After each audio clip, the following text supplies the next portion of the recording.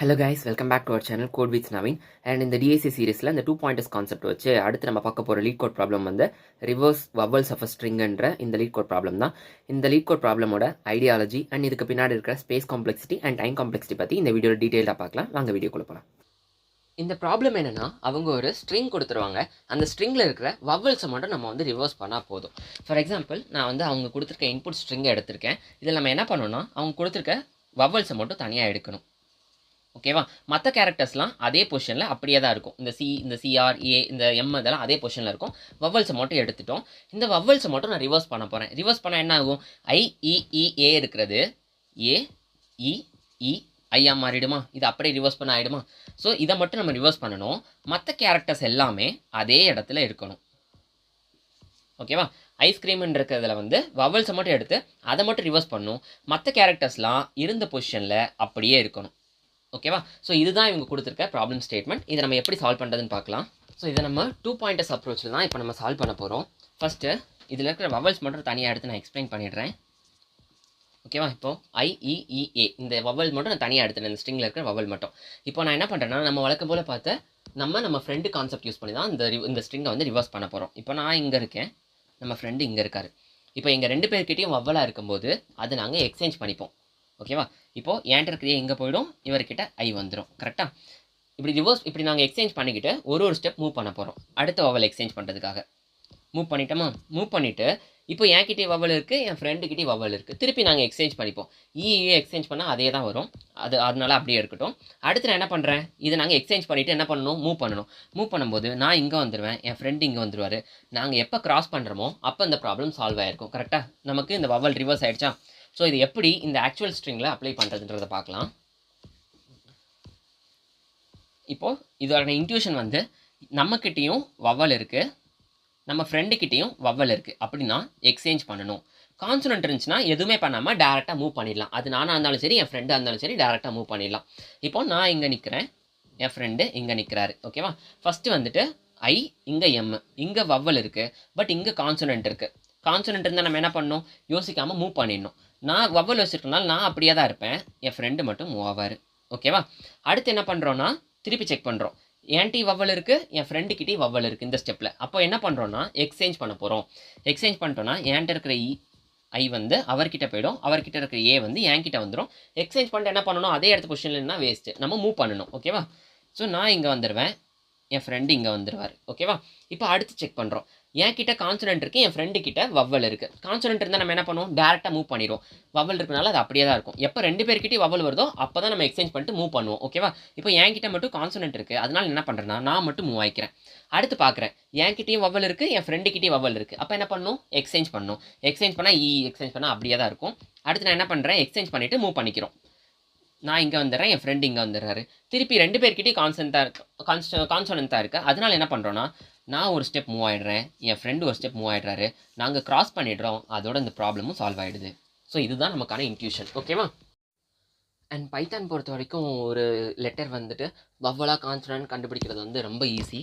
இப்போ என்கிட்ட ஒரு எலமெண்ட் இருக்குது, இதை நான் வவ்வலா கான்சனன்ட்டான்னு கண்டுபிடிக்கணும். ஓகேவா? ஏன்னு ஒரு எலமெண்ட் இருக்குது, இது நமக்கு தெரியும் வவ்வல்னு, பட் அது கோடில் எப்படி இம்ப்ளிமெண்ட் பண்ணுறதுன்னு பார்க்கலாம். ஒரு ஸ்ட்ரிங்கை வந்து நான் க்ரியேட் பண்ணிக்கிறேன். இந்த ஸ்ட்ரிங்கில் என்ன இருக்க போகுதுன்னா, வவல்ஸ் மட்டும்தான் இருக்க போகுது. ஓகேவா? ஸோ இந்த ஸ்ட்ரிங் ஃபுல்லாக வவல்ஸ் இருக்குது. எனக்கு இங்கிலீஷில் என்னென்ன வவல் இருக்குன்னு எனக்கு தெரியும், அதை நான் எழுதிட்டேன். இப்போ இந்த எலமெண்ட் வந்து வவ்வலா இல்லையான்னு நான் கண்டுபிடிக்க போகிறேன். இஃப் இந்த எலமெண்ட் இந்த ஸ்ட்ரிங்கில் இருந்துச்சுன்னா, இன் ஸ்ட்ரிங், இது வந்து ஒரு வவல், பிரிண்ட் வவல். எல்ஸ் அப்படி இல்லைன்னா இது என்னவாக இருக்கும்? கான்சனண்ட்டாக இருக்கும். ஓகேவா? ஸோ இதுதான் நமக்கு பைத்தானில் வந்து ஒரு கொடுத்துருக்க எலமெண்ட் வந்து வவ்வலா இல்லையான்னு கண்டுபிடிக்கிறதுக்கான கோடு. நம்ம வந்து இது நமக்கு தெரிஞ்ச வவ்வல் எல்லாத்தையும் ஒரு ஸ்ட்ரிங்கில் ஸ்டோர் பண்ணி வச்சாச்சு. இப்போது அந்த எலமெண்ட் வந்து இந்த ஸ்ட்ரிங்கில் இருந்துச்சுன்னா அது வவ்வல்னு அர்த்தம், அப்படி இல்லைனா அது கான்சனன்ட்னு அர்த்தம். ஸோ இப்படி தான் நம்ம பைத்தானில் கண்டுபிடிக்க போகிறோம். இப்போ நம்ம டேரெக்டாக கோட் பார்ட்டில் போயிடலாம். அண்ட் பைத்தான் பொறுத்த வரைக்கும் பைத்தானோட ஸ்ட்ரிங்கை வந்து நம்ம டேரெக்டாக எடிட் பண்ண முடியாது. எப்படி நம்ம லிஸ்ட்டில் வந்துட்டு ஒரு இடத்துல இருக்க எலமெண்ட்டையும் இன்னொரு இடத்துல இருக்க எலமெண்ட்டையும் ஸ்வாப் பண்ணுமோ அது மாதிரி ஸ்ட்ரிங்கில் பண்ண முடியாது. பிகாஸ் ஸ்ட்ரிங் வந்து ஒரு இம்யூட்டபிள் ஆப்ஜெக்ட். ஓகேவா? ஸோ நீங்கள் கொடுத்துருக்க இன்புட்டு பார்த்தீங்கன்னா ஸ்ட்ரிங்காக தான் இருக்குது. நம்ம வந்து அதில் தான் நம்ம ஸ்வாப் பண்ணி ஆகணும். ஸ்ட்ரிங்கை வந்து நம்ம எடிட் பண்ண முடியாதனால கொடுத்துருக்க ஸ்ட்ரிங்கை நான் ஃபஸ்ட் லிஸ்ட்டாக கன்வெர்ட் பண்ணிடுறேன். அதை எப்படி பண்ணுறதுனா, லிஸ்ட் ஆஃப்ன்ற ஃபங்க்ஷனுக்குள்ளே நீங்கள் ஸ்ட்ரிங்கை பாஸ் பண்ணிங்கன்னா அது ஒரு லிஸ்ட்டாக கன்வெர்ட் ஆகிடும். அந்த லிஸ்ட்டை நான் எஸ்ன்ற ஒரு வேரியபிளை ஸ்டோர் பண்ணி வச்சுட்டேன். இப்போ எஸ்ன்றது எனக்கு ஸ்ட்ரிங் கிடையாது, ஒரு லிஸ்ட்டாக இருக்கும். ஓகேவா? இப்போ என்னால் அதை எடிட் பண்ணிக்க முடியும். அண்ட் நெக்ஸ்ட் ஸ்டெப் என்னென்னா, நம்ம வந்து இந்த லிஸ்ட்டில் இருக்க ஒரு எலமெண்ட்டும் வவ்வலாக கான்சனண்ட்டான்னு கண்டுபிடிக்கணும் இல்லையா? அதுக்காக இந்த வீடியோவில் முன்னாடி பார்த்த மாதிரி நான் ஸ்ட்ரிங் கிரியேட் பண்ணிக்கிறேன். இந்த ஸ்ட்ரிங்கில் எல்லா வவ்வலையும் நான் எழுதி வச்சுக்கிறேன். Both in upper case and lower கேஸில் எழுதிக்கிறேன். எதுக்குன்னா, இப்போ இந்த ஐன்ற வவல் பார்த்தீங்கன்னா அப்பர் கேஸில் இருக்குது, அண்ட் ஈன்ற வவல் பார்த்தீங்கன்னா லோயர் கேஸில் இருக்குது. இந்த மாதிரி அப்பர் கேஸாக இருந்தாலும் சரி, லோயர் கேஸாக இருந்தாலும் சரி, அதை ஹேண்டில் பண்ணுறதுக்காக நான் 2 கேஸ்லையுமே இந்த ஸ்ட்ரிங்குள்ளே எழுதி வச்சுக்கிட்டேன். ஓகேவா? அடுத்து நான் என்ன பண்ண போகிறேன்னா, என்ன ஃபஸ்ட் பொசிஷனில் நிறுத்திக்க போகிறேன், ஸ்மாலர் கேஸ். ஓகே. அண்ட் என்னோட ஃப்ரெண்டை லாஸ்ட் பொசிஷனில் நிறுத்திக்க போகிறேன். லாஸ்ட் பொசிஷன் கண்டுபிடிக்கிறதுக்கு நம்ம அந்த லிஸ்ட்டோட லென்த்து கண்டுபிடிச்சிட்டு அதோட 1 மைனஸ் பண்ணிங்கன்னா லாஸ்ட் இண்டெக்ஸ் கிடச்சிடும். ஸோ இப்போ என்ன, நான் ஃபஸ்ட் இண்டெக்ஸில் நிறுத்திட்டேன், என்னோட ஃப்ரெண்டை லாஸ்ட் இண்டெக்ஸில் நிறுத்திட்டேன். அடுத்து நாங்கள் என்ன பண்ண போகிறோம்னா, நாங்கள் 2 பேரும் கிராஸ் ஆகிற வரைக்கும் இந்த லூப் ரன் ஆகிட்டே இருக்கணும். அதுக்காக தான் இந்த கண்டிஷன் எழுதுகிறேன். ஓகேவா? ஸோ இப்போ நம்ம இந்த கண்டிஷனுக்குள்ள, இந்த லூப்புக்குள்ளே வந்து நம்மளோட ப்ராசஸ் ஸ்டார்ட் பண்ணிடலாம். எப்போ என்கிட்டையும் என் ஃப்ரெண்டுக்கிட்டையும் வவ்வல் இருக்கோ, நாங்கள் 2 பேரும் எக்ஸ்சேஞ்ச் பண்ணிவிட்டு மூவ் ஆகிப்போம். கரெக்டாக? அதுக்காக என்ன பண்ணுறேன்னா, இஃப் எஸ் ஆஃப் ஐ என்கிட்ட இருக்கிறது வவ்வலான்னு எப்படி கண்டுபிடிப்பேன்னா, என்கிட்ட இருக்கிற எலமெண்ட் வந்து இந்த ஸ்ட்ரிங்கில் இருந்துச்சுன்னா, அதாச்சும் நம்ம கிரியேட் பண்ண இந்த ஸ்ட்ரிங்கில் இருந்துச்சுன்னா அது ஒரு வவ்வலாக இருக்கும். கரெக்டாக? ஸோ என்கிட்ட இருக்கிறது இன் ஸ்ட்ரிங், இந்த ஸ்ட்ரிங்கில் இருந்துச்சுன்னா அது ஒரு வவ்வல். ஸோ என்கிட்ட ஒரு வவ்வல் இருக்குது. அண்ட் எஸ் ஆஃப் ஜே, இப்போ என் ஃப்ரெண்டுக்கிட்ட இருக்கிறதும் இந்த ஸ்ட்ரிங்கில் இருந்துச்சுன்னா அதுவும் வவ்வலாக இருக்கும். கரெக்டாக? இப்போ எங்கள் 2 பேர்கிட்டையும் வவ்வல் இருந்துச்சுன்னா நாங்கள் 2 பேர் எக்ஸ்சேஞ்ச் பண்ணிப்போம். S of J comma S of I equal to S of I comma S of J. இப்படி போட்டிங்கன்னா ஸ்வாப் ஆகிடும். ஸ்வாப் பண்ணிவிட்டு நாங்கள் என்ன பண்ணுவோம், ஒரு பொசிஷன் மூவ் பண்ணுவோம் இல்லையா? I plus equal to 1, j minus equal to 1. ஓகேவா? இதுதான் கண்டிஷன். இப்போ எங்கள் 2 பேர்கிட்டே கான்சனன்ட் இருக்குது அப்படின்னா என்ன பண்ணுவோம், எந்த ஒரு சேஞ்சஸும் பண்ணாமல் நாங்கள் அப்படியே மூவ் பண்ணிப்போம். கரெக்டாக? அதுக்காக என்ன பண்ணுறேன்னா, இஃப் எஸ் ஆஃப் ஐ கான்சனன்ட்னா இதில் இருக்கிறத தவிர மற்ற எல்லாமே கான்சனன்ட். கரெக்டாக? அதுக்காக S of I not in string இப்படி போட்டேன்னா, இதில் இருக்கிறது இப்போ இதில் இருந்து எஸ் ஆஃப் ஐன்றது இதில் இல்லைனா அது ஒரு கான்சனன்ட், அப்போ இது ட்ரூன்னு எடுத்துக்கும். ஓகேவா? அண்ட் எஸ் ஆஃப் ஜே என் ஃப்ரெண்டுக்கிட்ட இருக்கிறதும் கான்சனண்ட்டாக இருந்துச்சுன்னா, நாட் இன் ஸ்ட்ரிங்காக இருந்துச்சுன்னா இது ஒரு கான்சனண்ட்டாக இருக்கும் இல்லையா? இப்போ எங்கள் 2 பேர்கிட்டே கான்சனண்ட்டாக இருந்தால் எதுவுமே பண்ணாமல் அங்கே 2 பேரும் மூவ் பண்ண போகிறோம். நான் ஒரு ஸ்டெப் மூவ் பண்ணுவேன், என் ஃப்ரெண்டு ஒரு ஸ்டெப் பேக்வேர்ட் மூவ் பண்ணுவார். ஓகேவா? அடுத்து இப்போ என்கிட்ட வவ்வல் இருக்குது, என் ஃப்ரெண்டு கிட்ட கான்சனன்ட் இருக்குது அப்படின்னா நான் வந்து அப்படியே தான் இருப்பேன், கான்சனன்ட் வச்சுருக்கேன், என் ஃப்ரெண்டு தான் மூவ் பண்ணுவார். கரெக்டாக? If S of j not in ஸ்ட்ரிங்காக இருந்துச்சுன்னா அவர் கான்சனண்ட்டாக இருப்பார். கரெக்டாக? அப்போ என்ன பண்ணுவார், அவர் மட்டும் மூவ் ஆவார். அப்படி இல்லையா, ஸோ இந்த இடத்துல நம்ம எலிஃப் யூஸ் பண்ணிக்கலாம் எல்லா இடத்துலையும். எஸ் ஆஃப் ஐ என்கிட்ட இருக்கிறது கான்சனண்ட்டாக இருந்துச்சுன்னா, நாட் இன் ஸ்ட்ரிங்காக இருந்துச்சுன்னா நான் மட்டும் மூவ் பண்ணிப்பேன். ஓகேவா? இங்கே எல்லாத்துலேயுமே நம்ம எலிஃப் கொடுத்துடலாம். எதுக்காக எலிஃப்னா, இது ஏதாச்சும் ஒரு பிளாக் மட்டும்தான் அட் அ டைம் நடக்கும். இதில் 4 கேஸில் ஏதோ ஒரு கேஸ் தான் கண்டிப்பாக நடக்க போகுது. ஒன்று, எங்கள் 2 பேர்கிட்டையும் வவ்வல் இருக்க போது, அப்போ நாங்கள் எக்ஸ்சேஞ்ச் பண்ணிப்போம். அப்படி இல்லைனா எங்கள் 2 பேர்கிட்டையும் கான்சனன்ட் இருக்க போது நாங்கள் எதுவுமே பண்ணால் மூவ் பண்ணிக்க போகிறோம்.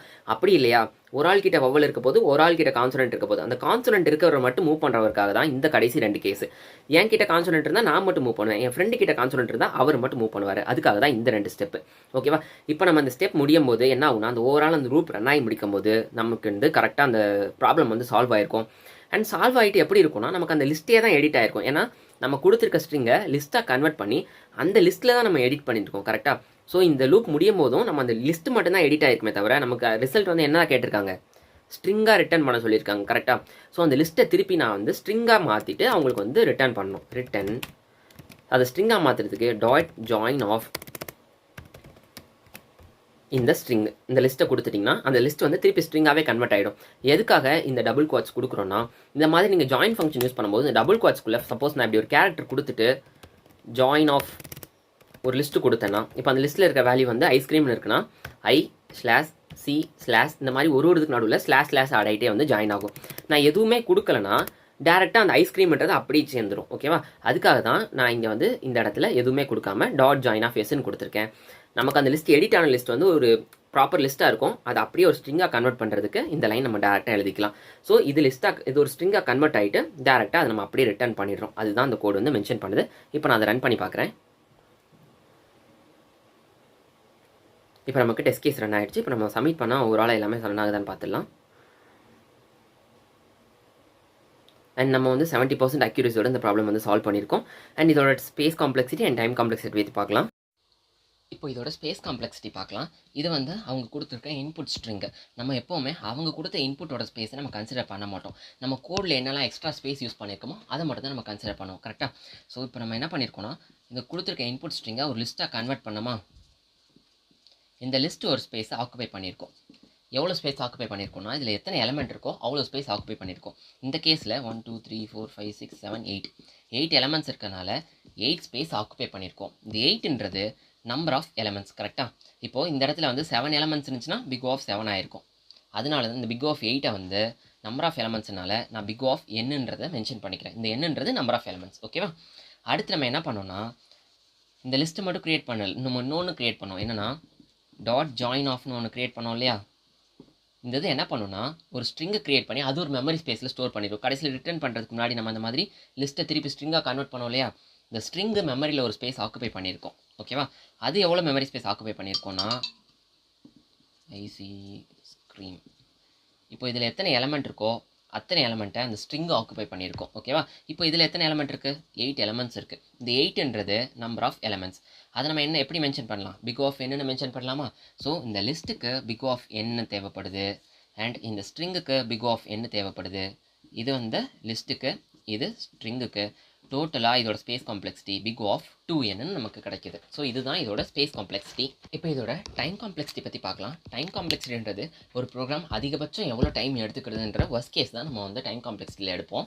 இப்போ நான் அதுக்காக ஒரு டெஸ்ட் கேஸ் எடுத்திருக்கேன். இப்போ நான் இது நார்மலாக ஒரு லூப் யூஸ் பண்ணி ட்ராவல்ஸ் பண்ணேன்னா அதுக்கு எவ்வளோ டைம் தேவைப்படுன்றதை பார்க்கலாம்.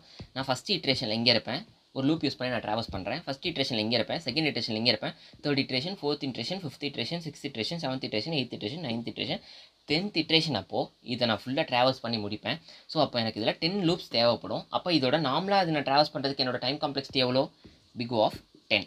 இங்கே 10ன்றது number of element. So big of என்னன்னு நான் கன்சிடர் பண்ணிக்கிறேன். ஓகேவா? இப்போது நம்ம இந்த ப்ராப்ளமுக்கு நம்ம எவ்வளோ டைம் காம்ப்ளெக்ஸ் யூஸ் பண்ணிக்கோன்றதை பார்க்கலாம். இப்போ இதோட நார்மலாக ஒரு லூப் யூஸ் பண்ணி ட்ராவல்ஸ் பண்ணோன்னா பிக் ஆஃப் என்ன தேவைப்படுது. இப்போ நம்மளோட கேஸில் நான் இங்கே இருப்பேன். கரெக்டாக? என்னோடய ஃப்ரெண்டு இங்கே இருப்பார். நம்ம என்ன பார்த்தோன்னா, 2 பேர்கிட்ட எப்போ வவ்வல் இருக்கோ அப்போ நாங்கள் வந்து எக்ஸ்சேஞ்ச் பண்ணிட்டு மூவ் ஆவோம். மற்றபடி கான்சோனன்ட் இருக்கவங்க தான் மூவ் பண்ணிகிட்டே போவாங்க. கரெக்டாக? இப்போது என் ஃப்ரெண்டு கிட்ட வவ்வல் இருக்குது, அவர் அங்கேயே தான் இருப்பார். என் கிட்ட பார்த்தீங்கன்னா கான்சோனன்ட் இருக்குது, நான் வந்து மூவ் பண்ணிப்பேன். ஃபஸ்ட் இட்ரேஷன் முடிஞ்சிருச்சு. இப்போ என்கிட்ட திருப்பி கான்சோனன்ட் தான் இருக்குது, நான் இங்கே வரேன். செகண்ட் இட்ரேஷன் முடிஞ்சிருச்சு, திருப்பி இங்கே வரேன். தேர்ட் இட்ரேஷன், திருப்பி இங்கே வரேன், கான்சோனன்ட் தான் இருக்குது. திருப்பி இங்கே வரேன், திருப்பி இங்கே வரேன், திருப்பி இங்கே வரேன், கான்சோனன்ட் தான் இருக்குது. திருப்பி இங்கே வரேன். ஸோ நான் இங்கே வர வரைக்கும் எனக்கு கான்சோனன்ட் மட்டும்தான் இருக்குது. நான் எப்போ இங்கே போகிறனோ அப்போ தான் எனக்கு வந்து வவல் கிடச்சிருக்கு. பட் அப்போ நாங்கள் 2 பேர் கிராஸ் பண்ணிப்போம், ப்ராப்ளம் வந்து சால்வ் ஆகிருக்கும். ஓகேவா? ஸோ நான் இங்கே வரைக்கும் வரதுக்கு எவ்வளோ டைம் காம்ப்ளெக்சிட்டி எடுத்துக்கிட்டேன்னா 1 2 3 4 5 6 7 8 9 இட்ரேஷன் நான் எடுத்துக்கிட்டேன். ஓகேவா? ஸோ இது எதுக்கு நியர்பையாக இருக்குன்னா, நியர்பை நம்பர் ஆஃப் எலமெண்ட்ஸ். கரெக்டாக? ஸோ 10 எலமெண்ட்ஸ் இருக்குது, பட் நான் 9 இட்ரேஷன் பண்ணி வந்துட்டேன். அது வந்து அப்ராக்சிமேட்டாக பிக் ஆஃப் என்னாக இருக்குது, நம்பர் ஆஃப் எலமெண்ட்ஸாக இருக்குது. ஸோ இந்த ஒயில் லூப்புக்கு எடுத்துக்கிட்ட ஒர்ஸ்ட் டைம் காம்ப்ளெக்சிட்டி பார்த்தீங்கன்னா பிக் ஆஃப் என். ஸோ ஓகேவா? இந்த இது முடிஞ்சிடுச்சுல. ஸோ இந்த ஒயில் லூப்புக்கு வந்து நம்ம big of n time complexity எடுத்திருக்கோம். இது வந்து ஒயில் லூப்புக்கு மட்டும். ஃபஸ்ட்டு நம்ம ஸ்ட்ரிங்கை வந்து லிஸ்ட்டாக கன்வெர்ட் பண்ணோம் இல்லையா, இதுக்கு ஒரு பிக் ஆஃப் என் எடுத்திருக்கோம். இது எப்படி நான் சொல்ல வரேன்னா, நம்ம பைத்தான் வந்து எப்படி ஒரு லிஸ்ட்டை வந்து ஒரு ஸ்ட்ரிங்கை லிஸ்ட்டாக கன்வெர்ட் பண்ணுதுன்னா, ஃபஸ்ட்டு ஒரு எம்டி ஸ்ட்ரிங்கை வந்து ஒரு லிஸ்ட்டை வந்து கிரியேட் பண்ணிடும். அடுத்து ஒரு ஃபார் லூப் யூஸ் பண்ணும். ஃபார் ஐ இன் நம்ம கொடுத்துருக்க ஸ்ட்ரிங்கு, இந்த ஐயை வந்து இந்த புதுசாக அது க்ரியேட் பண்ணிச்சுல அதோட லிஸ்ட்டில் வந்துட்டு அப்பன் பண்ணிகிட்டே வரும். ஸோ நம்பர் ஆஃப் எலமெண்ட்ஸ் இருக்கிற வரைக்கும் அது வந்து லூப் பண்ணி அதை இதில் போட்டுகிட்டே வரும். அதுக்காக இது வந்து ஒரு டைம் காம்ப்ளெக்சிட்டி எடுத்துக்கும். அதுதான் பிக் ஆஃப் என். ஓகேவா? அடுத்து இதுக்கு ஒரு பிக் ஆஃப் என். நம்ம என்ன பண்ணோம், திருப்பி வந்து லிஸ்ட்டை வந்து கடைசி என்ன பண்ணோம், ஸ்ட்ரிங்கை கன்வெர்ட் பண்ணோம் இல்லையா, அதுக்கு பிக் ஆஃப் என் எடுத்திருக்கும். ஏன்னா இதே ப்ராசஸ் திருப்பி இங்கேயும் நடக்கும். அதனால இது ரிவர்ஸில் நடக்கும். ஸ்ட்ரிங்கை எப்படி லிஸ்ட்டாக கன்வெர்ட் பண்ணிச்சோ அதே மாதிரி லிஸ்ட்டை வந்து ஸ்ட்ரிங்காக கன்வெர்ட் பண்ணும். ஸோ இதுக்கு ஒரு பிக் ஆஃப் என். டோட்டலாக பார்த்தீங்கன்னா ஒயில் லூப்புக்கு 1, ஸ்ட்ரிங் டு லிஸ்ட்டுக்கு 1, லிஸ்ட் டு ஸ்ட்ரிங்குக்கு 1. ஸோ டோட்டலாக இதோட time complexity big of 3n. இதுதான் இந்த ப்ரோக்ராம் எடுத்துக்கிட்ட டைம் காம்ப்ளெக்சிட்டி. அண்ட் இதுதான் இந்த ப்ரோக்ராம் எடுத்துக்கிட்ட ஸ்பேஸ் காம்ப்ளெக்சிட்டி. ஓகேவா? அண்ட் இந்த வீடியோவில் ரிவர்ஸ் வவல்ஸ் ஆஃப் ஸ்ட்ரிங்ன்ற அந்த ப்ராப்ளம் பார்த்துருக்கோம். அண்ட் இதோட ஸ்பேஸ் காம்ப்ளெக்சிட்டி, டைம் காம்ப்ளெக்சிட்டி, இதோட கோட் எல்லாமே ஃபுல்லாக பார்த்துருக்கோம். இதில் உங்களுக்கு ஏதாச்சும் டவுட் இருந்துச்சுன்னா கமெண்ட் செக்ஷனில் மென்ஷன் பண்ணுங்கள். அப்படி இல்லைனா நான் என்னோட டிஸ்கிரிப்ஷனில் என்னோட இன்ஸ்டா அக்கௌண்ட் கொடுத்துருக்கேன், அங்கேயும் உங்களோட டவுட்ஸ் கேளுங்க. அண்ட் இந்த வீடியோ பிடிச்சிருந்தால் லைக் பண்ணுங்கள், ஷேர் பண்ணுங்கள், சப்ஸ்கிரைப் பண்ணுங்கள். தேங்க்யூ.